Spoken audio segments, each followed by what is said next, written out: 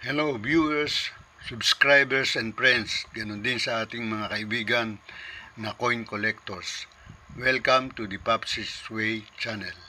Sa araw na ito, pinagpapatuloy natin ang ating paggawa ng video tungkol sa ating mga coin collections at mga banknotes sa ating bansa at sa ibang bansa. Let's go, panoorin natin. Ang topic sa contents ng ating video ngayon ay tungkol sa English series na mga lumang coins na may mga year ng 1958 hanggang 1966. Ganon din sa mga banknotes na Victory series. Yan ang tatalakayin natin sa ating video at sana patuloy ninyong subaybayan at panoorin upang ating maintindihan ang ating mga contents sa ating video. Okay, let's go.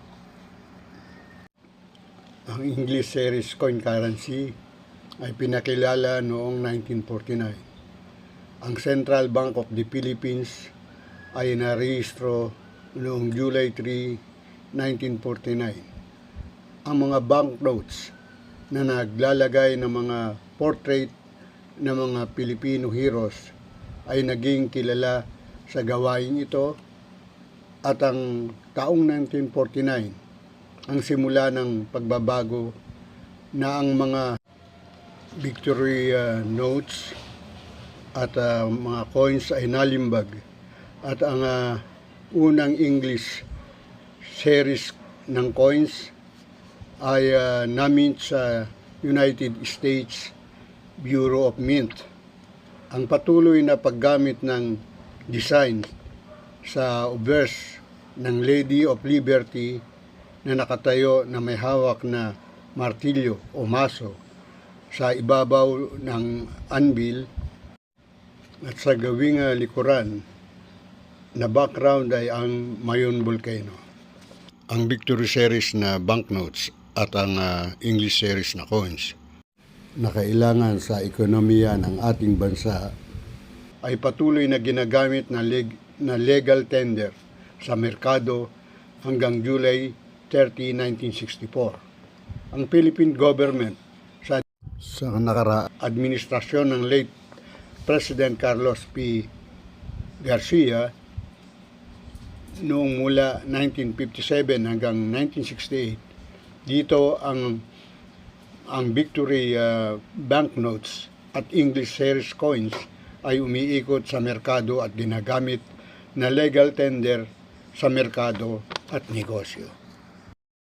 Okay, nasa lamesa ang ating mga English series coins mula 50 centavos, 25 centavos, 10 centavos, 5 centavos, at 1 centavo coins.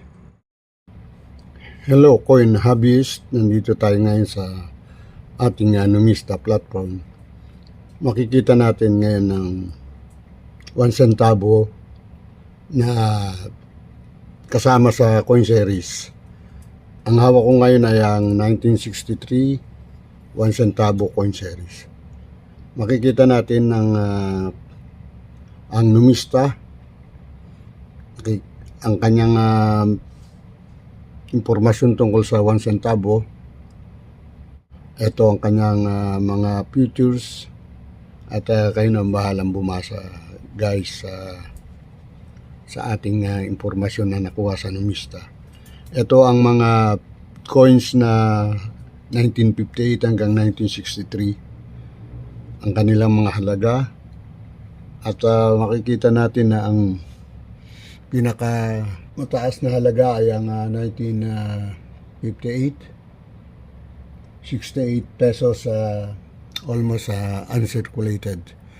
Meron tayong apat na coins na 1 centavo, dalawang 1958 at dalawang 1963. Guys, ito naman ang 5 centavos na English series. Hawak ko ngayon ang 5 centavo 1964 na English series at Sa screen ay makikita naman natin ang Numista platform na nakasulat ang kanyang futures, ang details na impormasyon sa coins. Ganon din ang presyo nito. Makikita natin na ang coins ay 1958 hanggang 1966 ang taon na covered ng coin. At ito ay may mga halaga na mataas na rin. Ang pinakamataas ay ang 1963 na 340 ang halaga, 1962. Ito naman ang 10 centavo English series. Ang hawak ko ay may year na 1966. Ito ay naka rin sa Numista ang mga features at details ng coins. Mga coins na ito ay may composition na nickel brass, 70% na copper, 18% na zinc, 12% na nickel. At merong weight ito na 2.44 grams. Ang kanya namang mga covered na coins ay mula 1958 hanggang 1966. At ang may pinakamataas na presyo sa uncirculated coins ay ang 1958 na mahalagang 130 pesos. Sa online market naman, sa eBay, sa ibang mga platform, makikita natin na ito ay may halaga mga $11. Merong nag-o-offer ng $24. Dadako tayo sa susunod na coins. Okay, ito naman ang 25 sa centavo coins English series. At makikita naman natin na ito ay itong coins na ito ay may year na 1964. Sa obverse o sa reverse naman ay makikita naman natin ang sign ng coat of arms, Bangko Sentral. Sa Numista platform, ang 25 centavos, ang features niya, ang composition ay ito ay nickel brass, 70% na copper, 18% na zinc at 12% na nickel. Ang kanya namang presyo ay makikita natin na ang coins ay from 1958 hanggang 1966. Ang nakatalang presyo ng pinakamataas ay ang 1966 na may halagang 120 pesos. Ito naman ang 50 centavo English series coins. Ang hawak ko ay may year na 1964. Makikita natin sa kanyang obverse ang nakatayo ay ang lady na may hawak na maso, inaano niya doon sa anvil.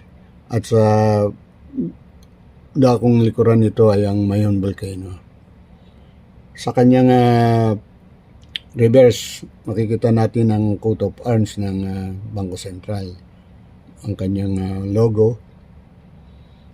At ito ay makikita naman natin na meron din mga features sa nakasulat sa Numista. Composition nito ay nickel brass, 70% na copper, 18% na zinc, at 12% na nickel. Ang halaga nito ay meron siyang halaga sa almost uncirculated. Ang 1958 ay may halagang 220. Sa uncirculated, ganun din, 220. Ang 1964 ay 97. Sa almost uncirculated 120 sa uncirculated. Ang nasa screen natin ay ang English series ng 1 peso. Makikita natin ang 1 peso na ito ay ang Victory banknotes. Meron tayo at ito ang ating sample na banknotes. Ito ay under English series. Sa coins, sa banknotes naman ay tinatawag itong Victory series. Ang nakaano sa obverse ay ang portrait ni Apolinario Mabini. Merong 1 peso value bill, Central Bank of the Philippines. Merong seal ng Bangko Sentral 1949 nung ito ay na-establish o na-recognize, at ang nakasign na presidente ay Diosdado Macapagal, late President Diosdado Macapagal. Sa likuran naman ng peso banknotes ay ang litrato ng Barossa in charge. Ito. At mapupunan natin ang pagkakadesign ng 1 peso bill na ito ay hawig sa design ng $1 bill. Ayan ang ating peso. At ang ating pictures na nakasulat sa numista. Ang pictures niya ay ito ay na-issue sa Philippines. Ang issue yung bank ay Central Bank of the Philippines. Ang type ay standard circulation banknotes. Ang year ay 1951 to 1970. 1 peso ang value. Ang position ay paper 90% cotton, 10% linen. Demonetized na ito noong March 1, 1974. Pinakamataas na price na makikita natin ay sa extra fine 200 pesos, sa very fine ay 140. Ang hawak natin ay almost ito ay nasa extra fine. Yan ang ating 1 peso bill. Dadako naman tayo sa 10 peso bill. Ito naman ang 10 peso banknotes. Ang series ay English series din. Makikita natin sa obverse o sa harapan ng banknotes. Itong kanyang obverse ay may portrait ng Gumbursa o yung 3 pare na martir. Sa likuran ay ang bandera ng Pilipinas. Malalaman natin na itong banknotes na ito na under English series, pero ito ay Victoria banknotes. Meron itong logo ng Bangko Sentral na ang established na nakasulat ay 1949. Pero ang latest na Bangko Sentral logo, nakalagay doon na establish ito ng 1993 sa makabagong administrasyon. Kasi ang administrasyon nitong 1949 na logo ng Bangko Sentral ay nanggaling pa sa recognition pagkatapos ng US administration sa Pilipinas. Ang kanyang futures ay ito ay 10 peso bill. Ang composition paper katulad nung nakita natin na sa 1 peso bill. Demonetized din ito March 1, 1974. Ang binigay dito sa number series na yan, serial number, ay halagang 350 pesos sa UNC o sa uncirculated condition. Ang kasunod naman ay ang binigay naman na presyo sa extra fine ay 250 pesos. Yan lamang ang naitala ng numista at yan lang ang ating sample sa ngayon ng Victoria banknotes na under sa English series. Okay guys, thank you very much sa panonood sa aking channel. Sa susunod ay ang ating tatalakayin naman ay ang tungkol sa Filipino series, fauna, flora and fauna series at improved flora fauna series. Thank you very much. Bye-bye.